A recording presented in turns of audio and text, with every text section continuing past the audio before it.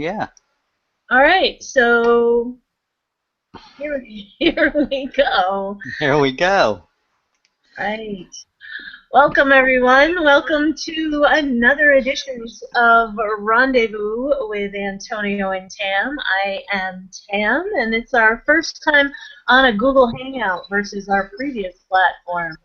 Our guest today is Jeffrey Jett, who will talk with us about living with recovery. But first, let me introduce my co-host, Antonio Santiago. And Antonio, why don't you tell the folks a little about yourself? Thank you very much, Tammy. Yes, like you said, this is our first time on Google Hangout, and I am in a state of appreciation right now. Very excited. Like Tammy mentioned, I am a certified life coach in the law of attraction, and I would like to call myself a lifestyle coach because at the end of the day, we are changing that lifestyle. That's all, in my opinion, what we want. In all aspects, whether career, finances, personal life, we want to live that lavish lifestyle. And like you said, I'm excited that Jeffrey's on the show today, and we're excited to do the show. I believe the name of the show is Living in Recovery. Is that Living with Recovery? Living with Recovery, yep. That's right. That's right. So, Jeffrey, welcome. Welcome. Thank you. To Rendezvous. I'm so glad that you are interested in rendezvousing with us today. Yeah, thanks for the opportunity. This is awesome. Tell us a little about yourself and how you entered the field of living with recovery. Sure.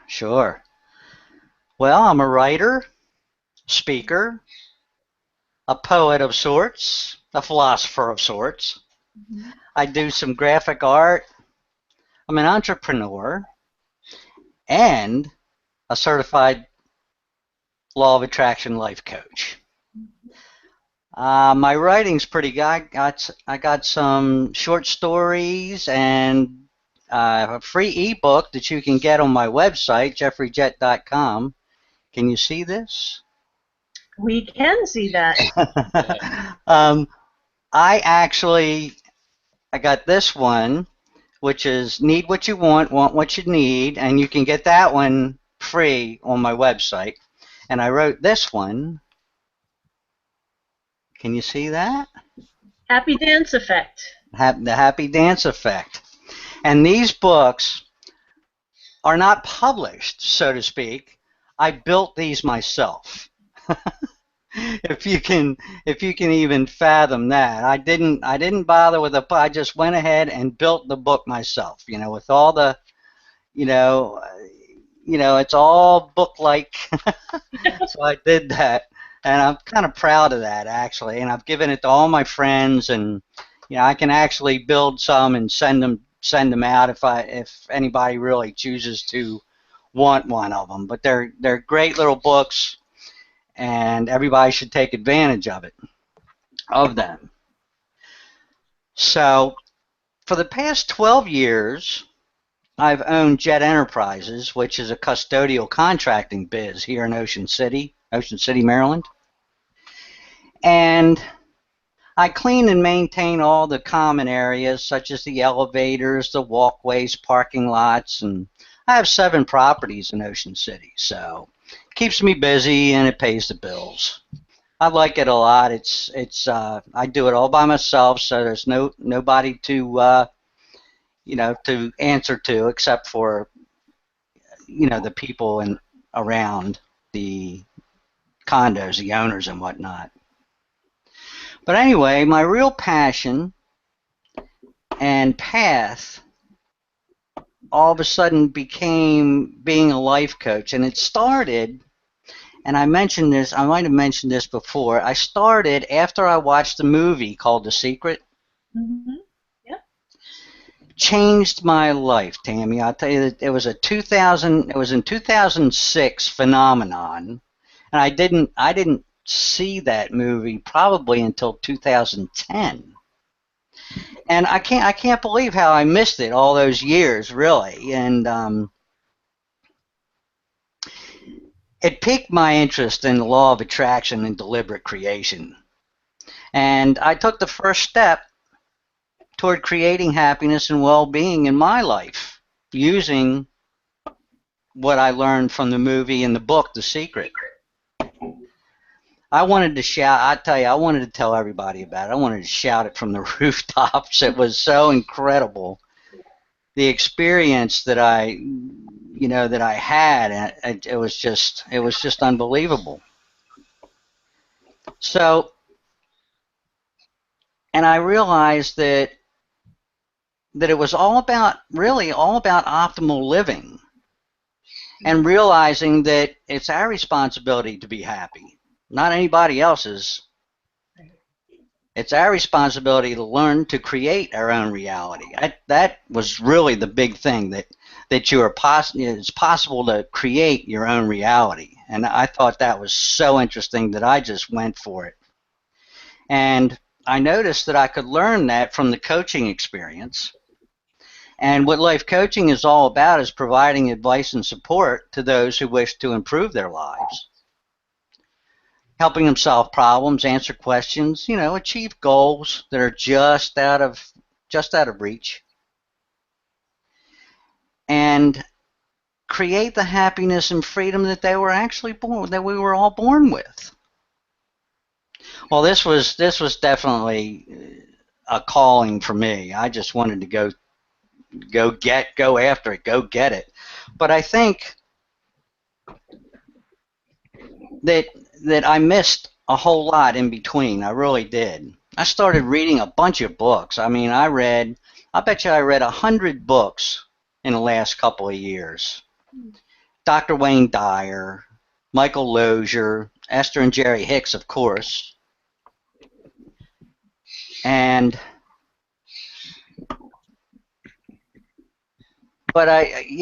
those books really came together for me, and I really loved reading them. But I needed something more than that. I needed some kind of format to put everything into, or a teacher that could teach me a little bit better, because I was looking at reading these books, and I was like, oh, let's go that way, or let's go this way. And then I ran into Christy Whitman's QSCA. For some reason, I don't know how it happened, but I saw that online, and I thought, this is the perfect thing. It was all about law of attraction and all the universal laws. So I took the course. And I was thrown into an area with all like-minded people. I didn't know there was that many people on this earth that knew about this law of attraction. Yeah. But it was awesome. It was awesome. When I took the course, I learned how I could attract people that wanted to know more about what I knew and what I was learning. One of the things that I was taught in that course was that you really needed to narrow down your niche, because what you actually wanted to do and talk about, because it's so general, it's huge. I mean, there is coaching. Antonio, you're a lifestyle coach. Tammy, you're a pleasure coach. There are coaches for finance. There are coaches for relationships. There are coaches for, everything. So you really have to get specialized. You really have to find a niche. And I learned that through the QSCA business module, actually. That was great. And I thought that mine would be in the recovery field, in like the 12-step program field. But the 12-step programs seemed like they catered to people in the early stages of recovery. Very rigid rules and formats. I'm going to keep this general because I don't want to name anything or anybody. I want to keep it anonymous, let's say. No pun intended.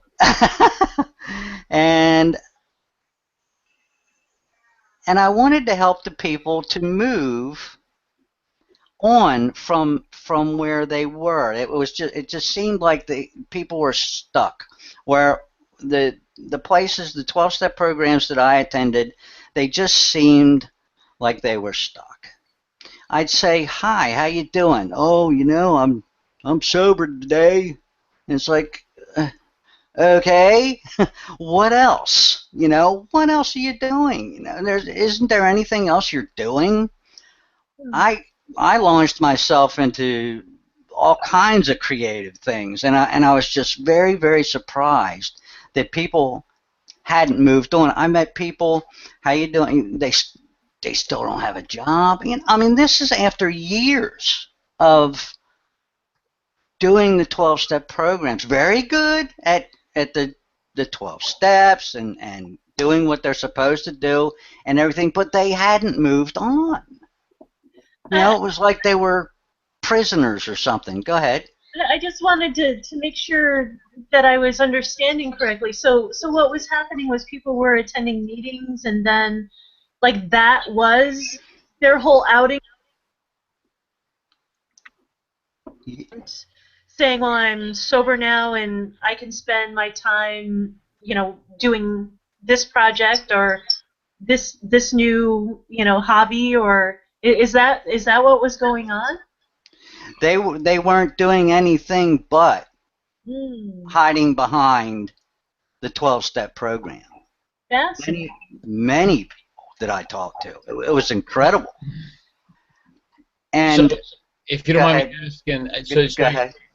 So is it like a facade, like an illusion? It's kind of like they're just like skimming the surface, kind of like they get you in there to talk and do, I guess, whatever steps that they have in place, but then it doesn't go further than that. So it's like you go, Right. to the second or third grade, but you never get to the fifth, eighth grade, or even high school. Like you don't evolve. Awesome. I'm glad you said. Yeah, I'm glad you talked about that, Antonio, because I I want to start by defining stable sobriety. Please. Okay. A panel of experts convened by the Betty Ford Institute listed three levels of sobriety: early, which is 1 to 12 months of abstinence; sustained, which is 1 to 5 years of abstinence; and stable, which is more than 5 years of sobriety. My question now is, where do you fall into this assessment? I have 20 years plus being sober. So it's important to know this because it depends on your view of yourself in the recovery and how serious you are about where you reside in the 12-step program. I like to look at it in the first year as being in grade school and developing your learning skills and depending solely on someone to tell you what and how to do it. No choices and really no freedom to do anything other than staying sober. That was very important in the first stages of beginning your sobriety. You're physically beaten and emotionally stretched, and you need a strong arm approach to get sober. Enter the 12 steps. The 12 steps are powerful action steps. They're designed to change the addict's way of living. And once you become aware and that there's another way, the next 5 years are like high school, where you're improving your skills, you're starting to make some life decisions, and hopefully experimenting with some freedom from addiction. These are dangerous times, though. They really are. They were scary times for me, because they are times where you need to make some radical changes. Not just environmental and social stuff, but starting to make decisions to change all aspects of yourself: emotional, financial, physical, your career, your relationships, your spirituality. All these things have to have to be improved, have to come into balance. You can't just focus on not drinking. There's just so much more to do, so much more work. And it's hard. It's not easy, and I think that's why people are, keep doing what they're doing. They don't go out of their comfort zone. But I call all the aspects of your life your marching band. And I believe that they all have to follow one direction. You have to get them to follow in one direction. So anyway, at this point, as sober adults, we have to rely on self-care. Which means we have to start to see through the confusion and all that stuff. It takes an enormous amount of mental and physical energy to make and sustain any kind of changes at this point. But the point is to be and remain in control and creating this balance. It's the key for your personal growth. There's a lot of people who don't follow through. They have the basics. They know what to do. They're sober, but they don't follow through. And that's what I'm trying to help them do. And I see a lot of difficulty here. It's like when you walk up to a line, you walk up to a point, and there's a line in the sand, and you can't see beyond that line right now. You're scared. It's out of your comfort zone, but you know what's behind you. And I see so many people looking back and saying, well, that was easier than trying to do all this new stuff and all these new ideas and all this emotion and all this crazy stuff that I'm not used to. I think I'd rather go back that way. And so many people do that, and they fall off the wagon, so to speak, and then they start all over again. It's crazy to me. It's crazy to me. But like I said, they've been in that comfort zone for so long. They fear the unknown, and I tell you what, it depends on what they're doing. But they seem, like I was saying, they might repeat the pattern over and over again. And you know what? That could be misconstrued or construed as another addiction. Mm. Go ahead. Yeah, I agree. I mean, anything that we do can become addicting because the way the brain is wired. So everything's a neural pathway. You do something long enough, it becomes a habit, and that habit's gonna pretty much. We all are creatures of habit. We wake up in the morning, certain ritual routines, whether going straight to the shower, brushing your teeth, the morning coffee, the morning cigarette, the morning walk. Once you instill something that it becomes a norm and a habit, somebody can't get away from that because that's how they are going to be like, oh, I need this because this is what allows me to be. And the thing is, once you get that awareness, is figuring out exactly what works for you, not so much working for you, but is it productive for you? Is it allowing you to get that awareness and to get to a higher level? And so going back to what you were saying, so in that, from what you've experienced in those programs, so correct me if I'm wrong here, so what you're saying is that they have you do these steps, but are people getting consciousness? Are they getting awareness? Are they being self-reflective of what they're doing? Because it's like, it's like I played football, so like in football, said, coach would explain to you, do the drill, and this is why you're doing a drill.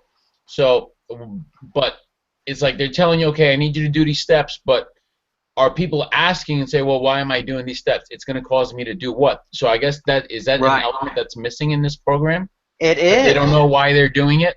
Yes.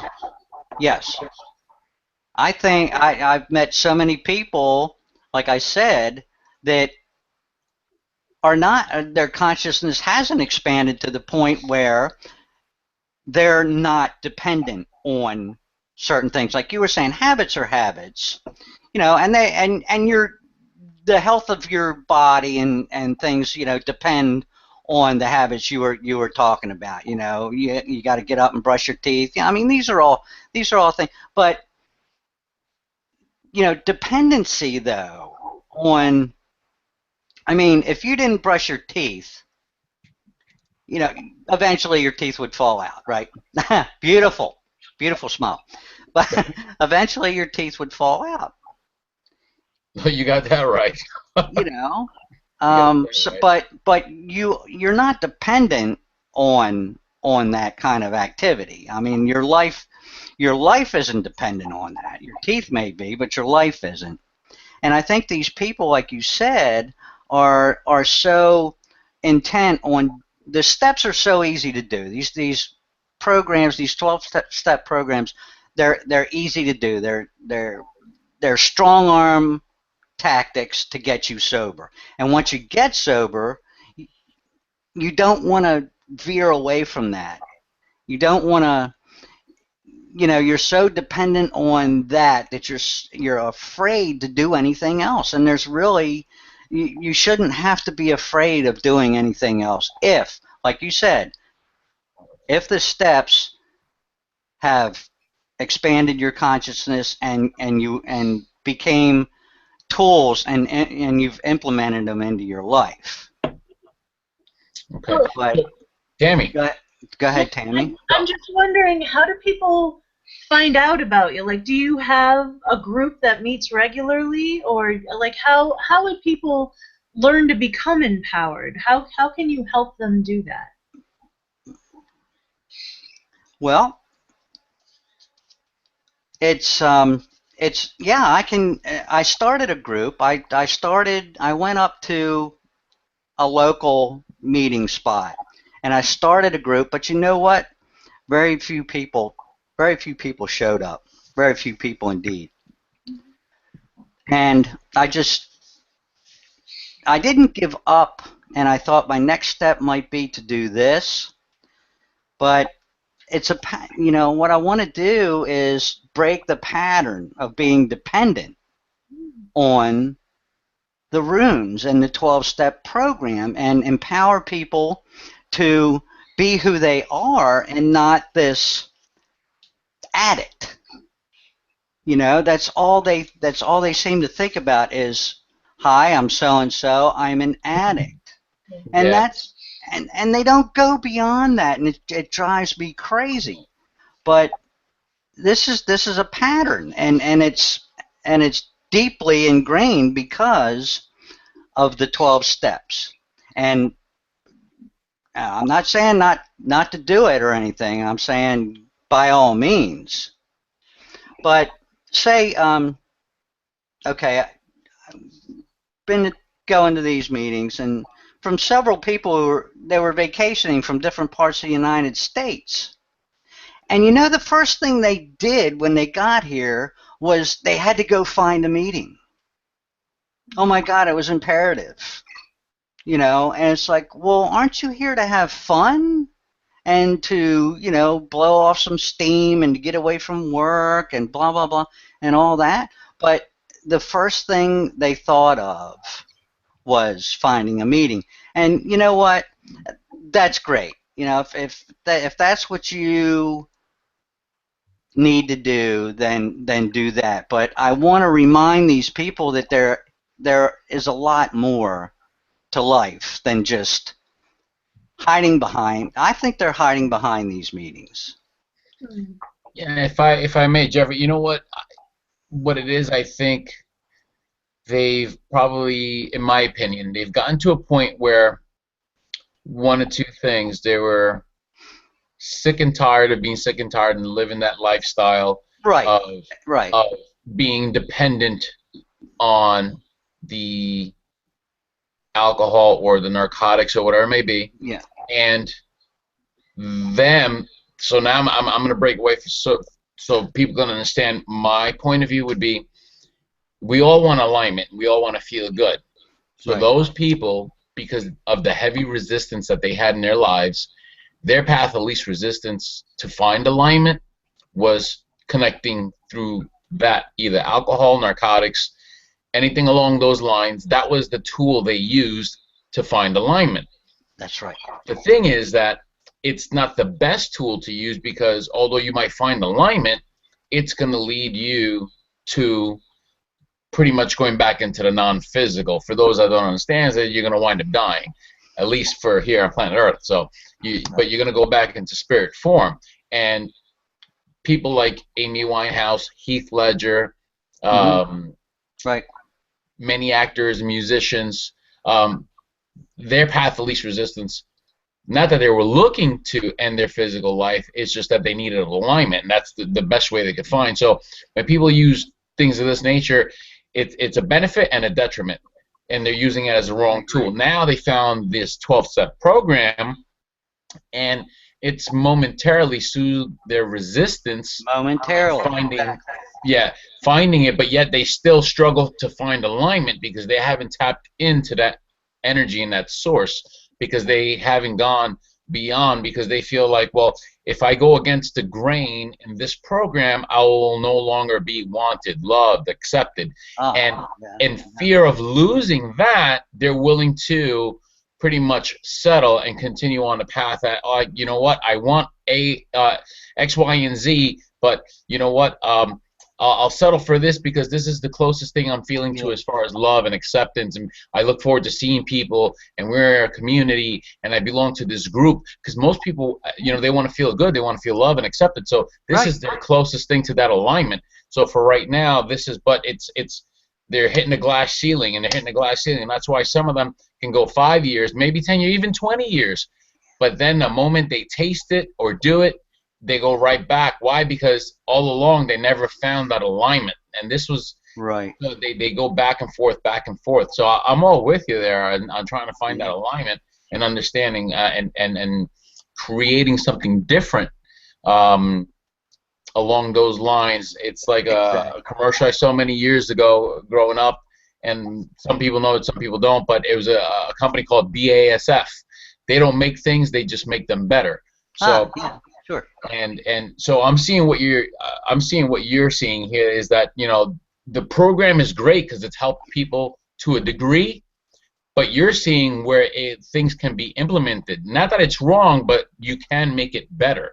Exactly. And that's a must for people to graduate, for lack of a better word, to the next level, because we're always ascending. Exactly. And it's about finding that. And if people aren't willing to go out and find it, then you're going to put it out there. And again, you said you tried some other stuff. If they didn't show up, it's because their alignment was off from yours. And also, too, as a suggestion is that instead of focusing on why aren't they coming and where could they be and how, don't focus on the how.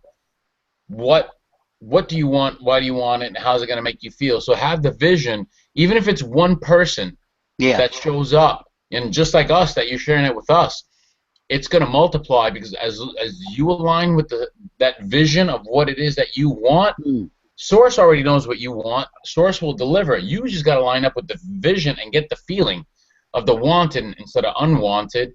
And your point of attraction, because right now your point of attraction is on the lack of, the absence of, like, man, I'm trying so hard. I got a great idea here. Why aren't they showing up? It's like, I'm selling hotcakes here. Nobody wants to try them. What's going on here? Yeah. And the thing is that you're focusing on the lack of sales. Don't focus on the lack of sales or people showing up. Put your energy and emotion behind the product, knowing that it's so valuable that in due time it will show up. It's just a matter of time. You just got to put it out there. I believe it will gain momentum. So I do. Put your energy on that. Yeah, it's possible that I'm showing up in the wrong place. Could be. Contrast. Yeah, I may have to take this in another way. Here I am with you guys, so this is another way. Maybe what you need to do is a weekly Google Hangout. I know. You think? That'd be awesome. I think I will. I do. Yeah, by all means. But I want everybody to know that, I'm not trying to redefine meetings or the 12 steps or rewrite them or anything like that. I'm not trying to tell you not to go to meetings anymore. I mean, if you feel that you need to attend meetings, by all means attend, but what I want you to think about is why you're attending. Right. Is why you're going to these meetings. You know, is it out of habit? I mean, are you just an automaton and you're just going, you know? Because I've heard people say, I'm here to get my medicine. And I'm like, no, what is that? You know, I don't understand, you know, why you can't find your medicine in focusing on something creative. Yeah. You know? And sorry to interject, that medicine is, they're saying they're fixed, and you know, yeah, exactly. And it rings as another addiction kind of a thing to me. They're So just, you know, like you said, why are you going? Is this productive for you? Is it causing you to grow and expand? Are you creating new habits? Are you challenging yourself in new ways? Like, are you finding new things to do, things that you've never done before? Whether if you're trying something artistic or an instrument, you know, musically, or sport or anything. I mean, right.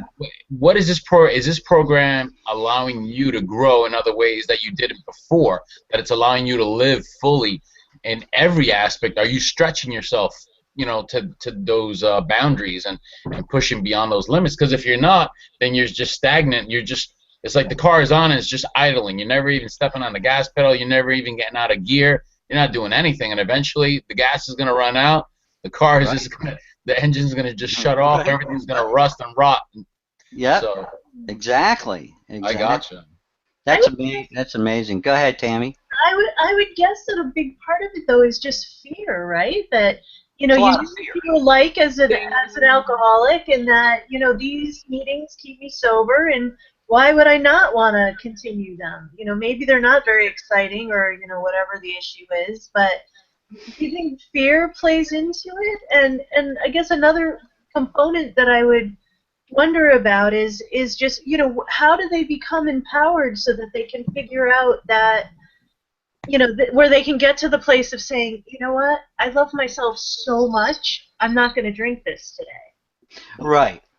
Well, I think the whole trick about that, Tammy, is that you just have to start to expand your horizons. You can't just keep doing what you're doing, you know, because, I mean, even in AA and these 12-step programs, they tell you that you can't keep doing what you're doing. You have to start doing something different in order for your life to become different.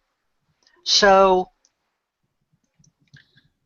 I've heard many authors and speakers say that if you want things to change in your life, you got to change the things in your life. Exactly.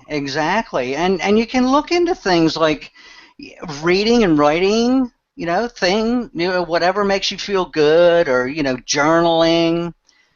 You can take time to volunteer for other things. If you're stuck in a rut or something and you're looking for something to do, go volunteer and do something to help somebody. It's really a great thing, and you can get involved with something like that.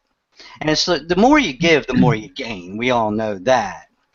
And then by engaging with other people who aren't in a 12-step program, and by making a contribution to the community, you know, that's going to bring more meaning into your life, and you're going to start doing something else, and you're going to feel better about engaging with people who, you know, aren't in the program. You know, the people in the program are so afraid of people that aren't in the program. And believe me, there's plenty of people out there that are you know, that are not addicts, if you know what I mean. They're just not. Yeah. And then you can do that, and then that increases your self-esteem and your gratitude and your happiness. But the trick is to keep busy. You know, you got to focus on something other than, I said this before, you have to focus on something other than not drinking. I think the worst thing for an alcoholic to do is to be so afraid of drinking again.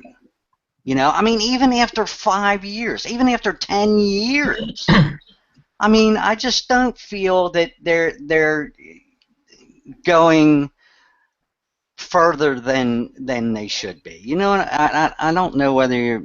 Oh, totally. I totally Yeah. understand where you're going with it. And here's the thing. It's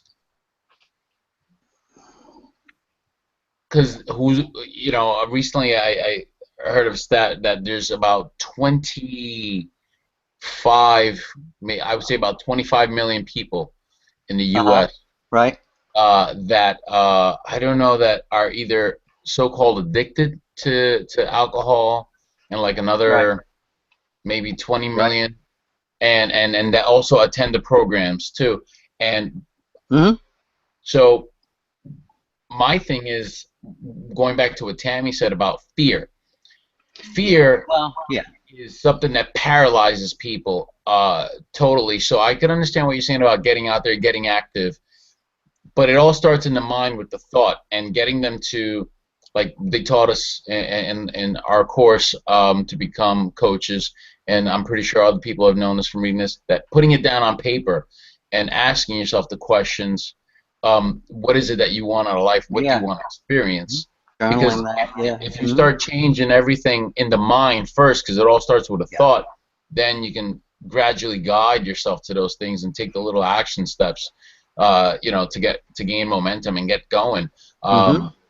I Hmm. think for a lot of people, it started probably from a young age, some in teenage years, or even some in their 20s and 30s.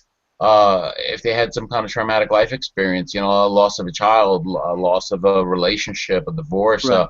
even loss of a pet, loss of a job, or when, if they were bullied when they were younger, and they're looking for that escape because they don't want to confront that fear anymore because that fear paralyzed them. So now for them, that's the easiest way out, and they don't.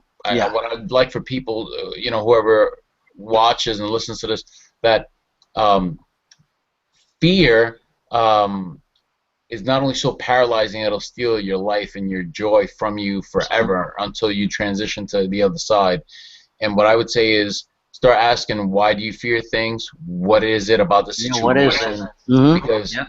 what you focus on will magnify and amplify, and you got to get to the root cause of that. Even if it was a bad experience you had when you were younger, Yeah. uh, whatever it may be, you need to, if that's whatever it is that's holding you there in that place, controlling you as a prisoner, you can fight that by using tools and techniques to get out of it.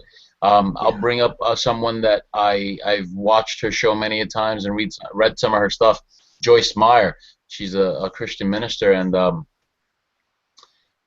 she was sexually abused by her father hundreds of times, and as a very early age, and then she was able to escape that as she got older, and then she didn't understand why these negative things happened to her, and then she Right. was able to transition those things because her desire for more and for better was stronger than the power of that she was putting into the fear. She feared it, but then she realized, I want what I want, as opposed to focusing on the fear and the negative.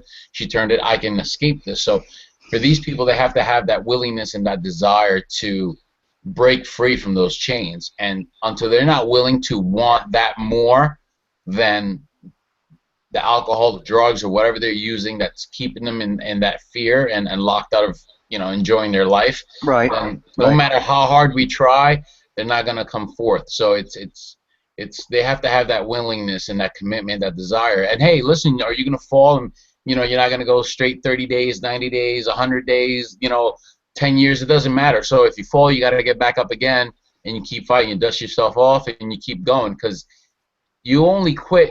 It's only you only are a quitter or a failure when you stop. Yeah. Because if you have a bad Yeah. day Mhm. and you stop for whatever reason, and then you resume, you didn't fail. You just found out, hey, I can't skip a day because it's not going to work out. It's like Thomas Edison. He didn't. They told him, "Oh, did you fail 10,000 times?" He goes, "No, I just 10,000 ways that I couldn't get the light bulb to work." Yeah. That's right. So you just got to get up and look at it and everything. There's how they say Debbie Downers, where you got to be a Pollyanna. You know what I mean? You got to just keep Yeah. going, keep going. What it is that you want, focus on what you want, and read, open yourself up. don't go out there. Don't be scared, because if not, you're gonna be like millions of other people, billions of people that just live in that lack mentality. For what? There's no difference between you and the billionaire and the millionaire. At the end of the day, we're all gonna transition to the other side. So might as well take your chances. Exactly. And this is all self-awareness. You know, this is all you can, and about self-awareness, and you can use that for conscious behavior. And you were saying about the, you know, the patterns and everything. I have something written here. It says the chief reason why we get caught in a negative mental loop is that we don't pay attention. We're not thinking about our thoughts. And if we're only concentrating on not drinking and nothing else, what else can happen for you? There can't be anything else to happen for you. You know, if you keep busy, you exercise. If you're feeling out of, health, think about your health. Think about meditating daily. I bring up meditation all the time, and people, there's some kind of mystery to it, and we all know when we first came across meditation, there was some kind of mysticism about it, but there isn't really. Meditation is great to help you through all this. I have a practice every day, a daily practice, and maybe that's what it comes down to. People always say, I asked them, do you meditate? Oh yeah, I've done that once. It's like, no, it's got to be a daily practice, along with your running and your brushing your teeth and whatever else you do. Daily practice is really good for meditation. And I believe all these things that I've listed can help a person refocus on their lives and try to go from point A to point B in their sobriety. Be grateful for what you're doing. I think it's those daily disciplines. Those daily disciplines are very helpful. It's a saying that I heard years ago, and it never resonated when I was younger. I'm like, the hell's that mean? And now, for I would say the past decade or so, and it's been written by different authors and biblically also too. This is, when you're good with the small things, you're good with the big things. Because if you can't do the little things that you find tedious and annoying, then don't you say, oh yeah, I can handle the big stuff. No, you can't. And yeah, a lot of people will be familiar with. I know Tammy's not a sports fanatic, but I'm sure she knows who Mike Tyson is, correct? Oh, I'm not an athletic supporter. Pun intended. Okay, well, Mike Tyson, one of the greatest heavyweight champions of all time, when his trainer, Cuz D'Amato, was training him and got him at a young age from Brooklyn. He went upstate New York in the Catskills. He asked him, do you know what, he said the word discipline, and he's like, Tyson didn't know what it was. He said, what do you mean by that? And he told him that discipline is to do the things you hate to do, but to do them like you love them. Mm-hmm. Wow. Yeah. Because those little tedious things that we don't want to do, that we find annoying, mundane, I gotta do waste of time. Exactly. Yeah. Those are the things that will get you to success, whether you want it or absolutely, whether you want to believe that or not. Tyson did it. He made it there. Unfortunately for him, later on, his trainer died and things turned around for him, but in a different way. And that's the thing. That's when he went to biting ears. Yeah. and that's the thing. We have to be good with the little things. And for anyone, again, because I love sports, whether Tyson, Michael Jordan, Mia Hamm, I go in any sport, Jack Nicklaus, Tiger Woods, these guys and gals, if they did not practice day in and day out, they would not be champions at what they do. They would not get those sponsorships, anything, because they would suck. And I got to put it like that. There's no way you're going to practice one day a week, one day a month, one day a year, and expect to be a pro at anything or be successful. They're immersed in what they do day in and day out, whether They take 100 shots, 1,000 shots, whatever it is. They push the envelope. Why? Because they know the next guy behind them is going to take their spot if they don't do what they have to do. Oh, And then yeah. people in life don't realize that you're not competing against, not in life I'm talking about. Let's forget sports for a second. But in life, you're not competing against the guy next door, down the street, whatever it is. You're competing against your own negative thoughts that if you don't rule those Right. thoughts, they're going to take over your life. You're going to lose at the game of life. You're not going to win at all because you're going to succumb to that. And people don't understand that. Like you said before, they don't have that awareness to think Right. for themselves, like, what are you thinking? They're not paying attention to it. They think that that's the norm. Right. Right. They just let things happen, and that's what they do. And well, it just happened. And it's like, well, you know what? It doesn't just happen. But How do you think that I am statements play into that mentality of, and because if you start every meeting with I am a exactly. addict, and you're never feeding yourself with any other sort of message about yourself, how do you get to the next step of thinking of yourself in a way other than slightly broken or getting slightly better or whatever you want to call it? Yeah. Go ahead, Go Jeff. ahead. Oh, I was just going to say that discouraging yourself is never helpful, and I believe that saying that you're an alcoholic or you're an addict and I'm a POS and I'm not worthy and because I am this, that's never going to get you anywhere. Yeah. You own the fact. You can own the fact that you're an addict, and that's enough. That's plenty. You don't have to keep realizing the negative connotation or the stigma to the label, and that's really all it is. It's not, okay, you're an alcoholic, but in essence, you're recovering from an addiction that you had at one point in your life. That does not, you are not that. You are so much more than that. But stop saying that. If you have to play the role at a meeting and say, yeah, I'm an alcoholic, because that's the way the meetings, they want you to say that. They don't want you to forget it. They don't want, I have to interject. I'm sorry because that right there is killing me because I know. It's what you're already telling the person on a negative note, negative connotation right there, and negative energy, low energy words is like, admit that you're wrong, that you're bad. Listen, Yeah. people, again, I go back to athletes. People that are immersed in their sport that practice 3 hours a day to become champions, you don't call them addicts, you call them professionals. So call me a professional drinker. You know what I mean? There you go. I drink is it feels good. So I'll be, whether I race cars, I go fishing, and I'm a champion at fishing, at tennis, whatever it is.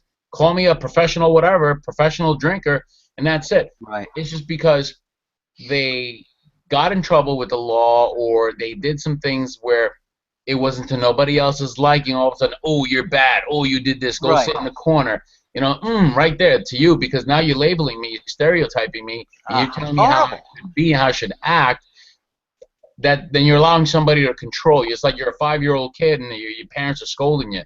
So that's where I would have an issue with that, because you got to empower me and cause me to become greater. And if you're not doing that, I'm just coming along and around and supporting your so-called community here, make donations and blah, blah, blah, blah, blah, blah, and keep you going. But at the end of the day, and where am I really going? Am I going anywhere? No. It's like, beautiful. I don't want to bring this up. I grew up Catholic, but I go to Catholic Me too. church day in and day out. Week in and week out. I was an altar boy when I was younger, and I didn't learn a damn thing. Everybody shows up, donate the money. Priest will take forever to say his thing. I'm like, I didn't figure anything out. I'm like, all right. All of a sudden, then one day I started reading the Bible on my own, because it wasn't the King James version. It was the Amplified version. And I started questioning things, and I started researching for myself. And that's the thing. When somebody tells you something, don't, say, okay, I understand what you're saying. I'll take your word for it, but I'm going to research. I'm going to question it myself. Is this really Hmm. true? Is this truth? Because I'm not going to live somebody else's truth. I'm going to live my truth. So I got to investigate and do the homework for myself. And that's the thing. Most people are Hmm. saying because somebody else told them, "Hey, don't go over there because it's this," or here, believe this, do that. Now you're listening to people that, if you really look at them, are they successful at what they do? Most people aren't. Right. Right. If you Well, look at their I world, believe that. I believe that. I believe the initial learning experience and being told what to do, because when you're an addict and you're all, you're just in the midst of it all, you got no clue. But I agree with somebody telling you what to do, and I agree with the 12-step programs, and I believe that you can start to heal there. But that's where the healing stops too. Hmm. And that's where I want to step in and say, look, there's this that you can do. There's not just this. So I love what you said, Antonio. That was right, as they say, spot on. Is really some of the message that I want to get out there, and I appreciate you helping me get that through. by all means, listen. When I'm in the vortex, source starts running through me, and I love yeah, that. Yeah. listen, Wow. there's 12 steps. Why don't you call yours step 13? Yep. You know what I mean? Yep. Yeah. Next level. And I was thinking about that. I was thinking about writing, more steps. You Yeah, know, it's like a continuing Esther education. Hicks. Esther Hicks did a whole thing on the 12 steps. You ought to catch that if you can. It's on YouTube, Is and it oh one? my gosh, man, she'll blow your mind. It's great. Is Yeah, it she one does. that's about like an hour long, where a guy talks about Yep. Yeah, that's it. yeah. Yep. I heard I heard it a while back. I know Tammy did too, and it was powerful. I got to It's a, refresh on that, but puts a great spin on it. Wonderful, wonderfully said. And not to redefine anything, but just to bring it into the expanded consciousness of the steps, like we were talking about earlier. It just blew my mind. It was really good. I'll put a link to it below the video on the website and also on the YouTube channel, so that it's there as well, so people can Great. check that out as well if they're interested. Yeah, that would be great. That would be great. So how long do we have? Are we I was just about to say we are coming up on the end of the show, and so okay? I we guess got till tomorrow morning. Could I have a second yeah, to absolutely. read the other serenity prayer? Yes, I By definitely would like you to do that, and I also want to show the folks your website so that they can Excellent. Yeah, check thank you. that out. So please do, please share that Serenity. Okay, this is the other serenity prayer by Eleanor Brown with two N's.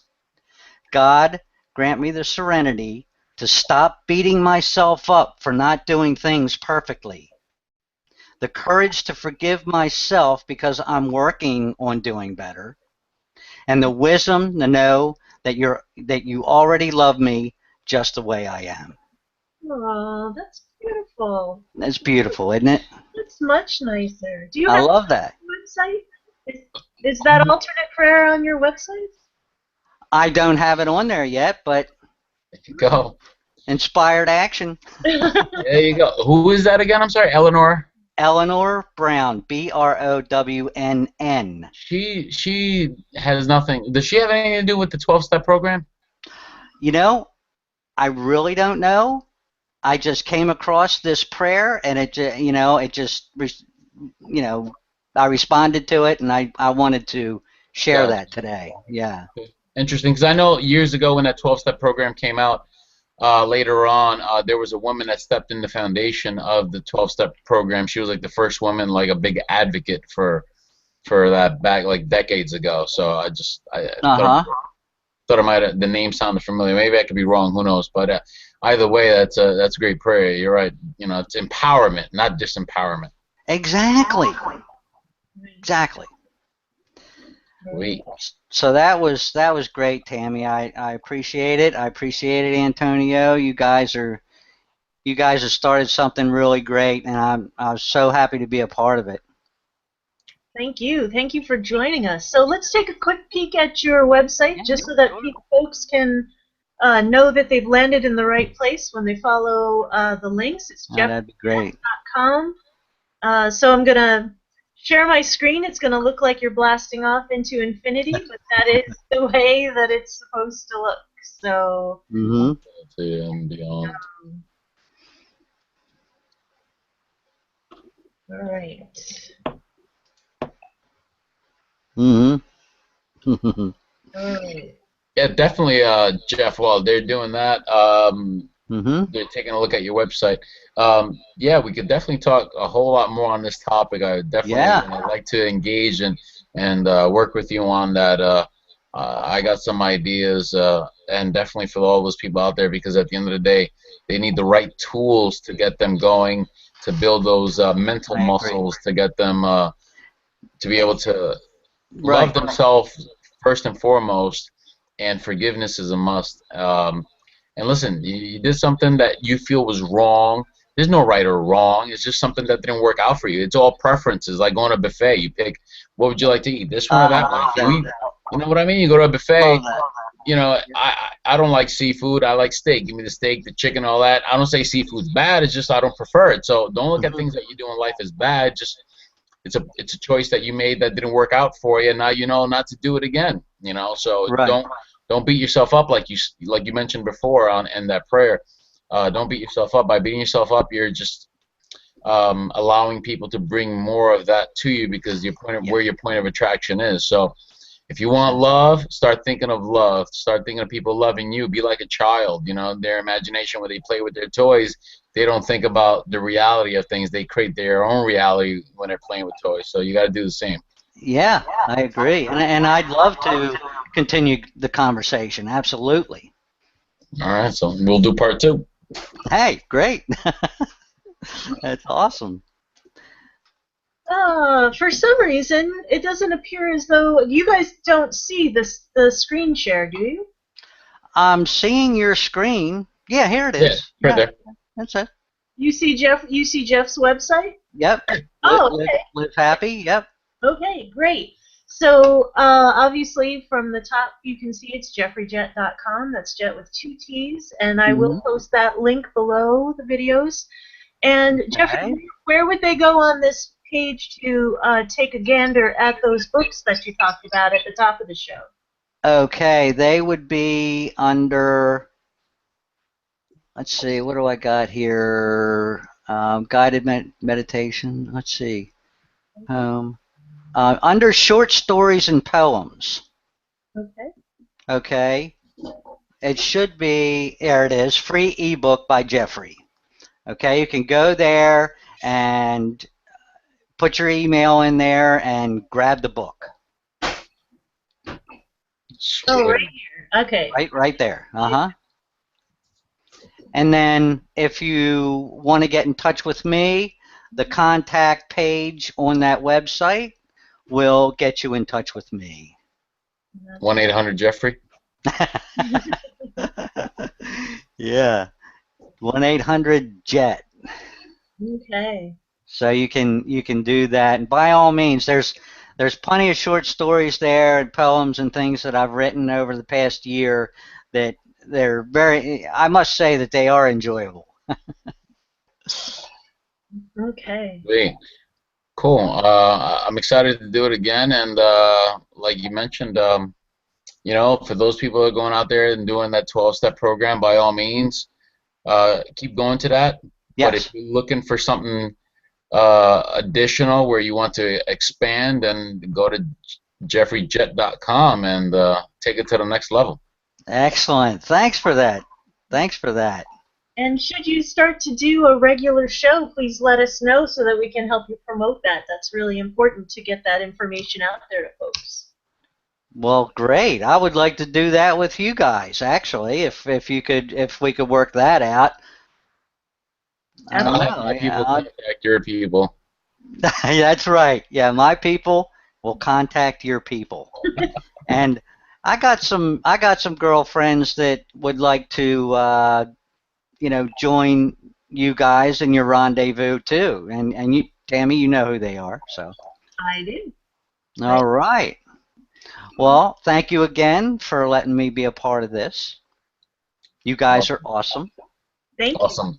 Thank I'm you. so glad that we were able to do it today, because if we would have tried all this good information, all this good stuff that just happened, all this information, it would have went awry the last time that we tried it with all those interruptions. So I'm glad. Yeah. Yeah, I'm glad too. I'm glad too. That was inspired action on your part too, wasn't it? Both of you, Tammy and you. Said this isn't working. We need something better. So Right. boom, here we are. The source delivered. All It's right, an sweet. evolution of what's going on for us. So, so thank you for joining us today, and this does end this edition of Rendezvous with Antonio and Tam. We will be back next week, next Tuesday at 5 p.m. Standard Eastern Time, and I will be live from San Antonio, Texas next week, so that will be an interesting change to do the show on location. Yeah. So, so join us if you can, and if you can't, you'll get the replay at the same link. That's kind of handy. So, Excellent. thank you so much, both of you, and go forth and be radiant. Thank you. Bye. Bye now. Take care, Jeff. Thanks for coming on. See you, Dan. See ya.